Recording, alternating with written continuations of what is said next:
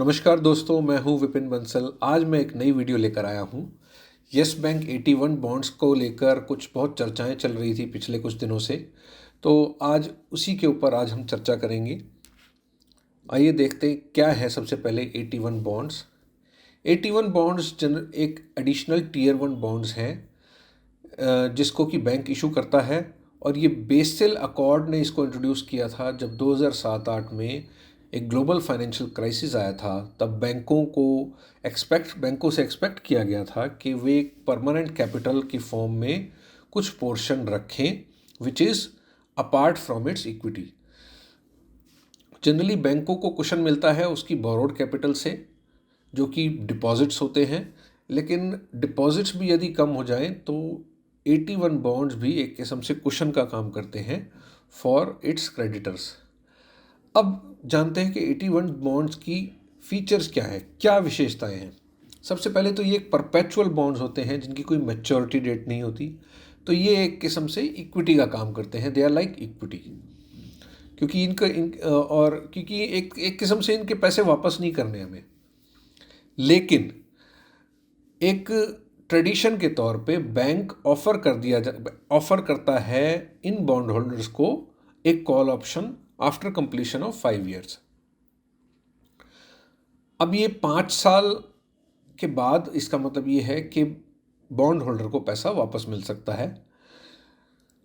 इसके अलावा क्या विशेषताएं हैं इसकी कि बैंक स्किप कर सकता है इसकी इंटरेस्ट पेमेंट को यदि बैंक लॉस में है, या कर्टेल भी कर सकता है। और अगर बैंक को लग रहा है कि उसकी कैपिटल कम हो गई है या उसकी नेटवर्थ कम है और बैंक एक संकट में है, वित्तीय संकट में है, तो आरबीआई निर्देश दे सकता है कि इन 81 बॉन्ड्स को राइट ऑफ कर दिया जाए। अब देखते हैं कि यस बैंक इसमें किस तरह की डिफ़िकल्टी में आया, कैसे 81 बॉन्ड्स की चर्चाएं शुरू हुई, और किस तरह से 81 बॉन्ड होल्डर्स ने जो कि यस बैंक के ये बॉन्ड होल्डर्स थे, उन्होंने एक याचिका दायर की बॉम्बे हाई कोर्ट में। देखते हैं सबसे पहले हुआ क्या था यस बैंक के साथ। सितंबर 2019 से लेके और मार्च 2020 में यस बैंक के एनपीएस बहुत ज़्यादा बढ़ गए थे और उनके डिपॉजिट कम हो गए थे। उसके बाद आरबीआई ने इंटरवीन किया और इस बैंक को मॉरिटोरियम पीरियड में रख दिया, जिसका मतलब ये था कि 5 सितंबर 2020 से लेके जब तक कि ये मॉरिटोरियम हट नहीं जाता, कोई भी इसका डिपॉजिटर इसमें से पैसे विड्रॉ नहीं कर सकता आपने। फिर एक रिकंस्ट्रक्शन पैकेज बनाया गया जिसमें कि एसबीआई को दिशा निर्देश दिए गए कि आप इसमें पैसे डालिए, और दूसरे बैंकों ने भी अपनी इक्विटी डाली, जिसके मद्देनज़र क्रेडिटर्स को भी कुछ कटौती लेनी पड़ी। इसके बाद आरबीआई ने डिसाइड किया कि 81 बॉन्ड्स को परमानेंटली राइट ऑफ कर दिया जाए। अब यहाँ से दिक्कत शुरू हुई। बॉन्ड होल्डर्स सामने आए जिसमें कि सरप्राइजिंगली कुछ रिटेल इन्वेस्टर्स थे। उन्होंने कहा कि उन्हें पता ही नहीं था कि इन बॉन्ड्स की परपेचुअल नेचर है और उन्हें राइट ऑफ भी किया जा सकता है। इन्वेस्टिगेशन की गई, सेबी ने इन्वेस्टिगेट किया तो पता चला कि यस बैंक के ऑफिसर्स ने मिस सेलिंग की है और 81 बॉन्ड सीनियर सिटीजन्स को बेच दिए गए।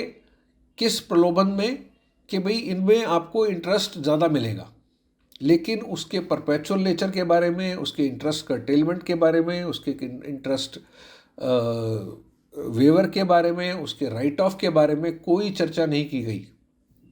तो ये एक किस्म से मिस सेलिंग थी, ये एक सीरियस ब्रीच ऑफ ट्रस्ट था बैंक ऑफिसर्स के पार्ट पे। तो बॉन्ड होल्डर्स ने एक याचिका दायर की, उन्होंने चैलेंज किया इस सेबी के डिसीजन को बॉम्बे हाई कोर्ट में, और कोर्ट से उन्हें स्टे भी मिला। अब आगे क्या हो सकता है? यस बैंक अपील कर सकता है इस कोर्ट के ऑर्डर के अगेंस्ट, और यदि अपील ना करे तो क्या हो सकता है? वर्स्ट के सिनेरियो में बैंक को हिट लेना पड़ सकता है 3% का ऑन इट्स इक्विटी। 3% का हिट लेके उन्हें इन बॉन्ड होल्डर्स को पैसे वापस करने पड़ेंगे। और दूसरा तरीका क्या हो सकता है कि इन 81 बॉन्ड्स को कन्वर्ट कर दिया जाए यस बैंक के शेयर्स में, जिससे कि क्या होगा, कोई इक्विटी के ऊपर तो कोई इम्पैक्ट आएगा नहीं और पैसा भी नहीं देना पड़ेगा उन्हें। अब आइए जानते हैं कि इस 81 बॉन्ड्स को खरीदे कौन, क्या हमें खरीदना चाहिए ऐसे बॉन्ड्स को?